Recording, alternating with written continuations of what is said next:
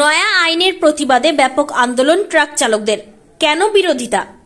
কেন্দ্রের নয়া আইনের বিরুদ্ধে দেশ জুড়ে চলছে ট্রাক চালকদের প্রতিবাদ ও আন্দোলন।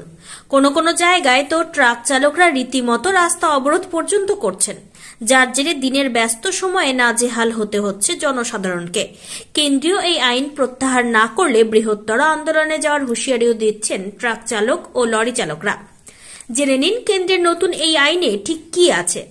কেন্দ্রের নয়া পরিবহন নীতির বিরুদ্ধে দেশ জুড়ে চলছে ট্রাক চালকদের প্রতিবাদ আন্দোলন। কোন কোন জায়গায় তো ট্রাক চালকরা রীতিমতো অবরোধ পর্যন্ত করছেন, যার জেরে দিনের ব্যস্ত সময়ে নাজেহাল হতে হচ্ছে সাধারণ মানুষকে। কেন্দ্রীয় সরকার এই আইন প্রত্যাহার না করলে বৃহত্তর আন্দোলনে যাওয়ার হুঁশিয়ারিও দিচ্ছেন ট্রাক ও লরি চালকরা। কোথাও কোথাও গাড়ির স্টিয়ারিং ছেড়ে রীতিমতো কর্মবিরতিতে নেমেছেন চালকরা। আর এই পরিস্থিতি বেশি দিন চললে পণ্য পরিবহনে বড়সড় বিপর্যয় নেমে আসতে পারে বলে মনে করা হচ্ছে। নয়া আইনে কি রয়েছে? দেশের ন্যায় সংহিতার 104 নম্বর ধারা অনুযায়ী চালকের গাফিলতির কারণে কারো মৃত্যু ঘটলে শাস্তিমূলক ব্যবস্থা গ্রহণের কথা হিট অ্যান্ড রান আইনে বলা হয়েছে। এক্ষেত্রে 5 বছর পর্যন্ত হতে পারে কারাদণ্ড, সেই সঙ্গে হবে জরিমানাও।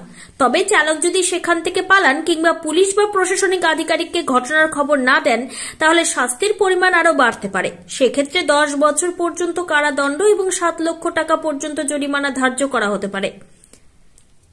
আগের আইনে কি ছিল? এবার দেখে নেওয়া যাক এই বিষয়ে পূর্বের আইনে কি ছিল। পুরনো আইন বা ভারতীয় দণ্ডবিধির 304-এর ক ধারায় এই সংক্রান্ত বিষয় ও শাস্তির কথা বলা ছিল। সেই আইনে একই অপরাধে সর্বোচ্চ 2 বছর পর্যন্ত কারাদণ্ড ও জরিমানার বিধান ছিল। অর্থাৎ নতুন আইনে শাস্তি আরো কঠোর করা হয়েছে। কেন চলছে আন্দোলন? নতুন এই আন্দোলনের প্রতিবাদে গোটা দেশ জুড়ে চলছে ট্রাক চালকদের আন্দোলন। এক্ষেত্রে ট্রাক চালক সংগঠনের সদস্যরা জানাচ্ছেন, দিনের পর দিন, রাতের পর রাত তাদের জাতীয় সড়ক বা রাজ্য সড়কে গাড়ি চালাতে হয়। কার্যত জীবনের ঝুঁকি নিয়ে ঘন্টার পর ঘন্টা গাড়ি চালাতে হয় তাদের। আর সেই সময় যদি কোনো দুর্ঘটনা ঘটে, তাহলে দোষ জারি থাক জনতার রোষে প্রথমেই পড়েন বড় গাড়ির চালকরা।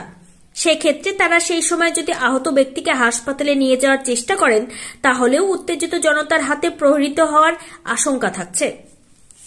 এছাড়া অনেক সময় দুর্ঘটনায় ট্রাক ও লরি চালকরা আহত হন, এমনকি মৃত্যু পর্যন্ত হয় তাদের, কিন্তু তাদের হয়ে বলার জন্য কেউ থাকেন না। তাই এই পরিস্থিতিতে যদি আইনকে আরো কঠোর করা হয়, তাহলে চালকরা গাড়ি চালানোর উৎসাহ হারাবেন। আর সেই কারণেই নতুন এই আইন প্রত্যাহারের দাবি জানাচ্ছেন লরি ও ট্রাক চালকরা।